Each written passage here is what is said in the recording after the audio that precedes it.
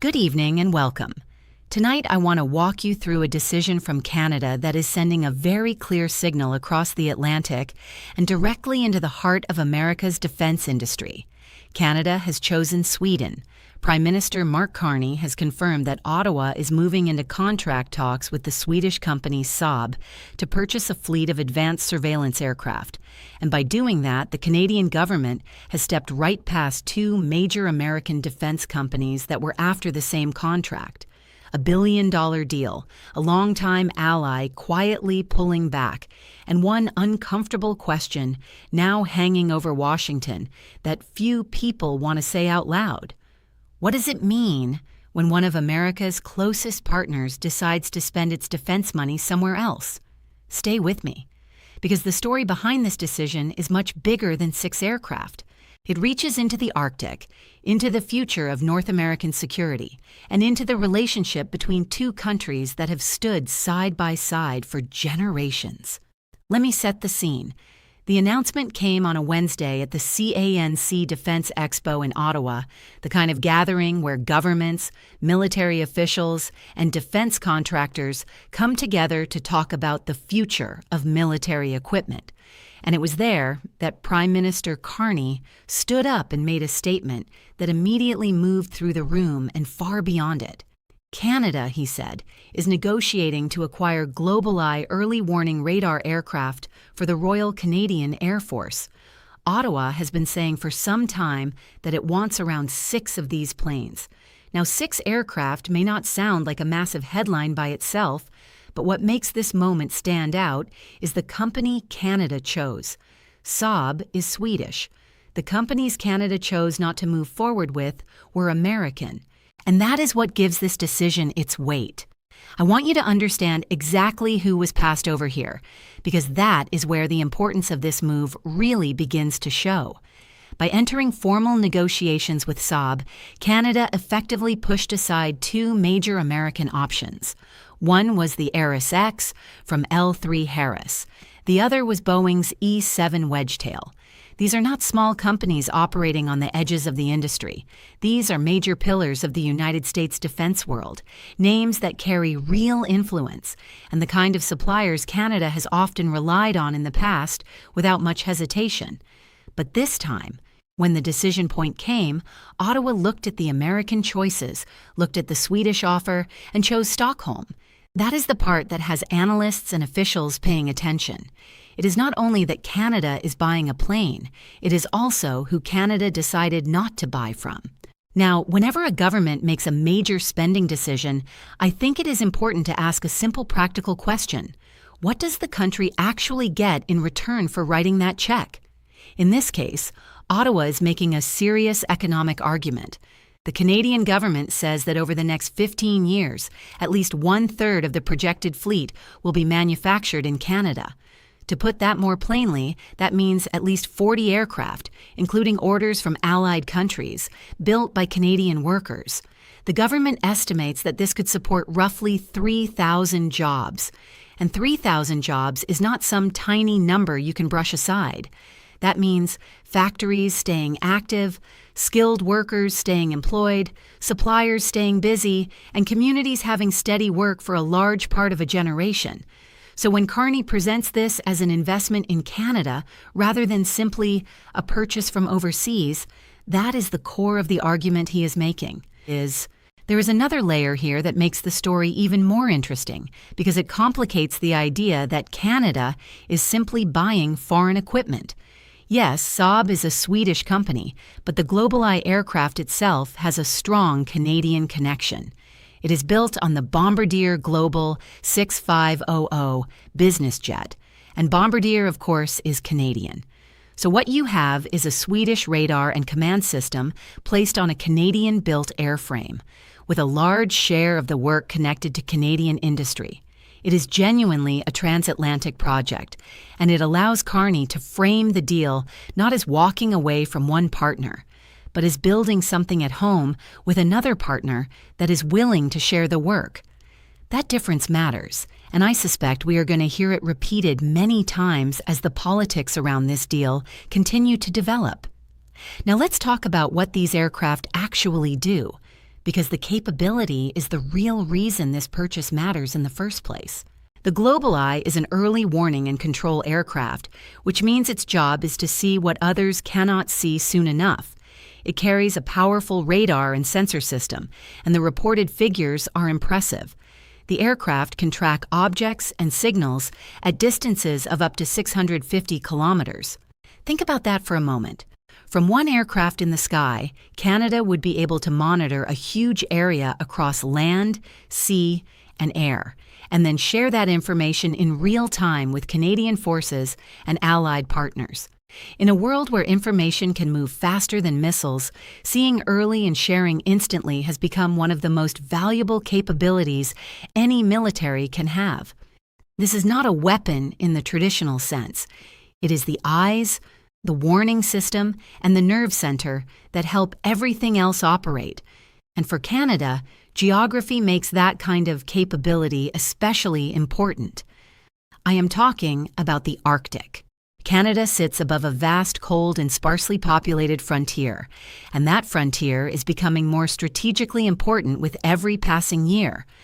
As the ice pulls back and major powers pay closer attention to the far north, the ability to watch over that enormous space becomes critical. GlobalEye is being presented as a tool that can strengthen Canada's reach across the Arctic and improve the country's role inside NORAD, the joint North American defense system that Canada and the United States have shared for decades. And that creates an interesting twist.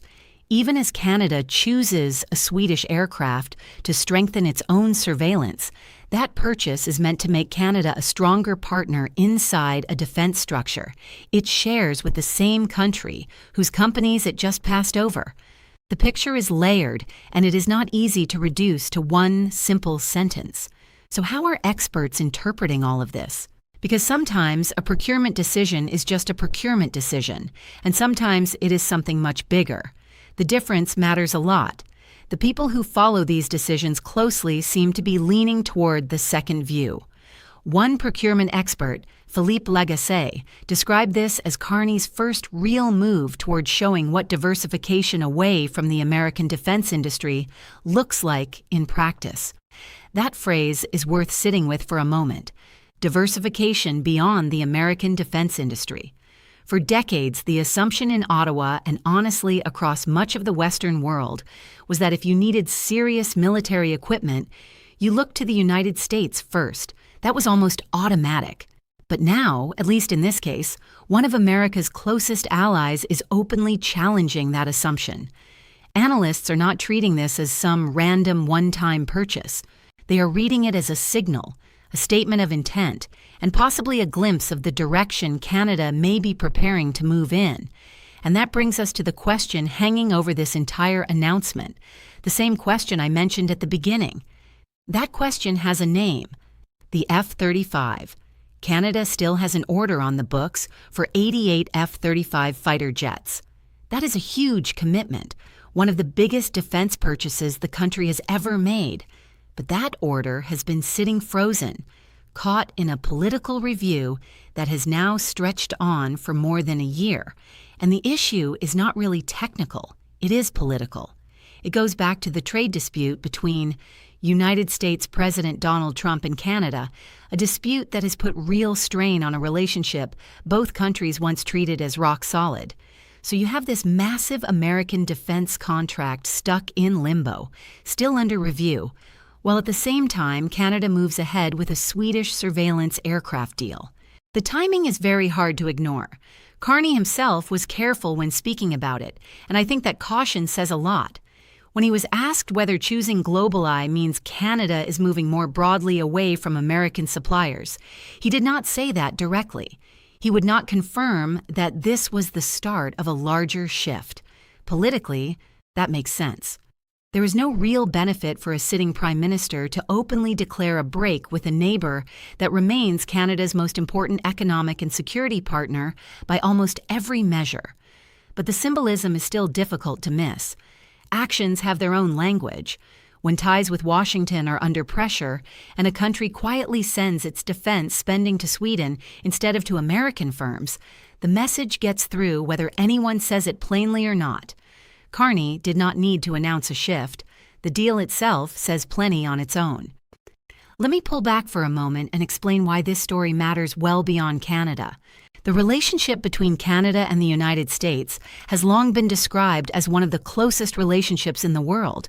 They share a border, they share defense systems, their economies are deeply connected, and they have a long history of standing together. When a partnership is that close, even a small act of independence can carry a lot of meaning. And this is not a small act. This is a billion-dollar fleet purchase, a decision to choose a European competitor over American industry, announced openly at a major defense expo by the Prime Minister himself. In the language of global politics, this is the kind of move other capitals notice. European allies will notice. Officials in Washington will notice. And other countries thinking through their own defense purchases will see that Canada, America's neighbor and ally, was willing to shop somewhere else. I want to be fair here, because it is easy to exaggerate what a moment like this means. A responsible reading has to hold two things at the same time. On one side, this is a real and meaningful decision, with serious economic and symbolic weight. On the other side, 6 surveillance aircraft, no matter how advanced they are, do not suddenly rewrite a defense relationship built over generations. Canada and the United States are still tied together through NORAD, through trade, and through layers of cooperation that no single contract can undo. And remember, the F-35 order is still technically active. It is frozen, but it has not been canceled. So the most honest way to understand this is as a signal, not a rupture. It points toward a possible direction. It shows a willingness to move differently. But by itself, it does not close the door on anything. The real question is what happens next and whether this first move is followed by others. That is where the broader pattern begins to come into view. Around the world, more countries are rethinking how much of their defense supply chain should depend on one source, even if that source is a friendly one. The logic is not hard to understand.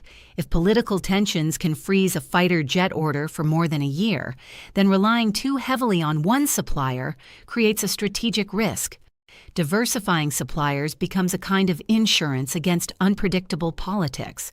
For Canada, choosing SNUBS spreads that risk, strengthens domestic industry through the Bombardier connection, and shows the Canadian public that the country has options.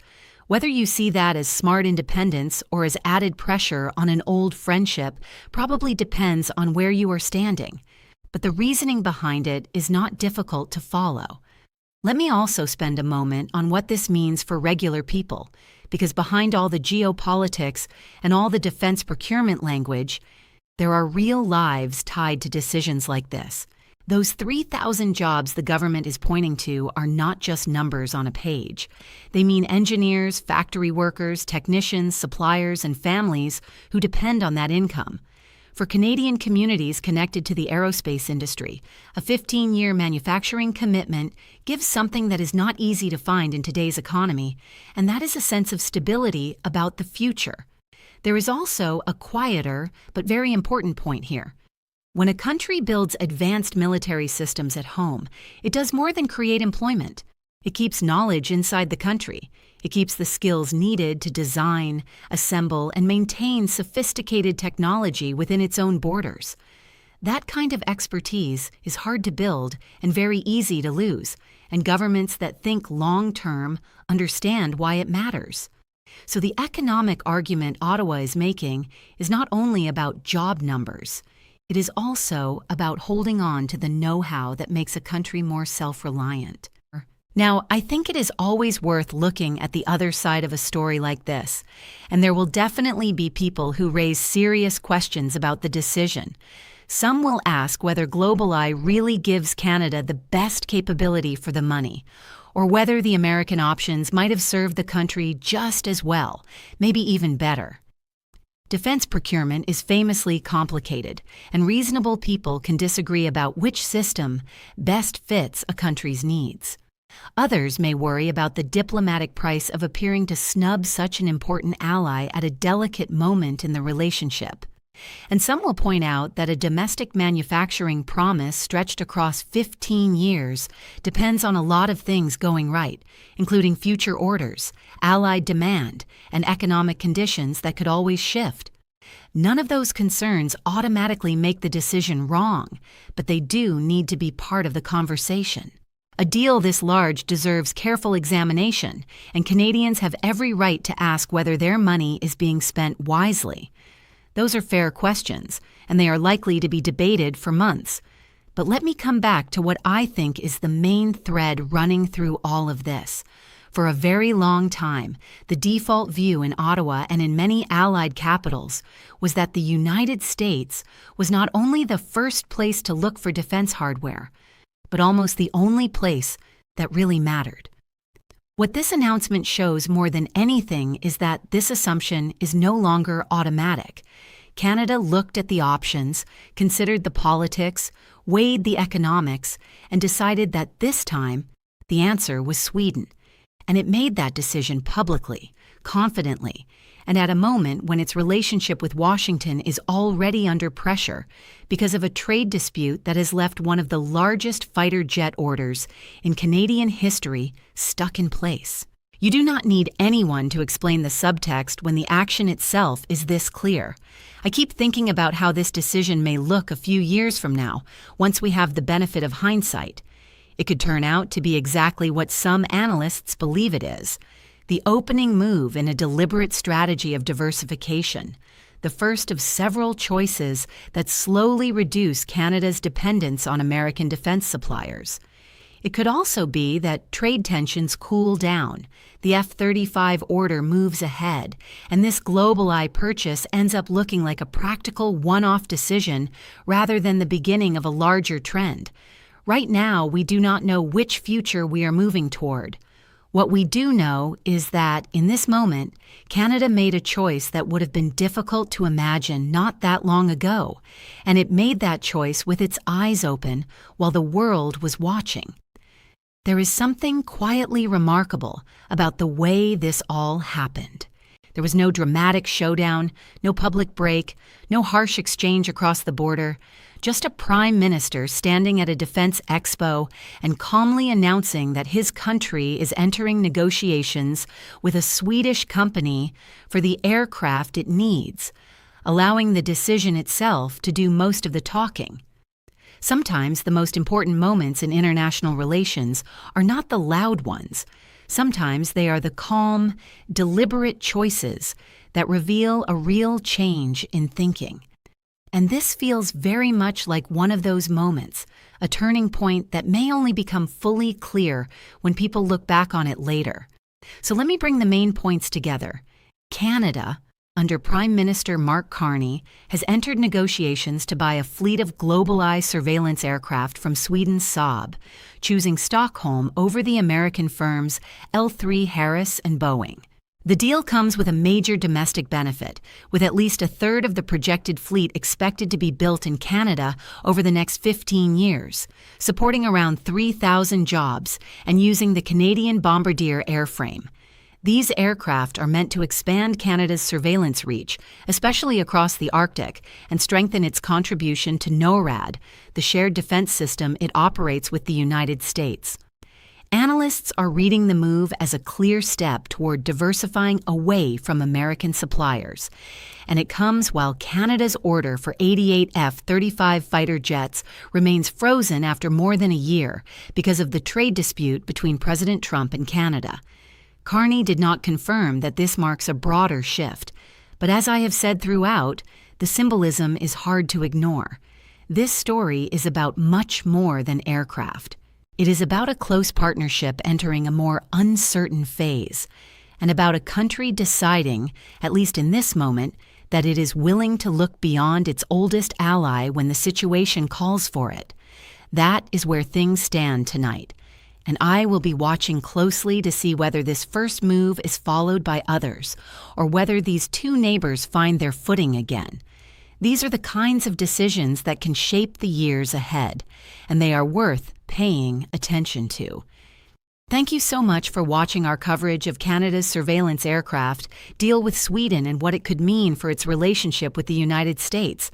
If you found this helpful and want to stay updated as the story develops, please consider subscribing to the channel and turning on notifications so you do not miss our latest reports when they go live. Your support means a great deal, and it helps us continue bringing you clear, careful coverage of the stories that matter. I will see you in the next one.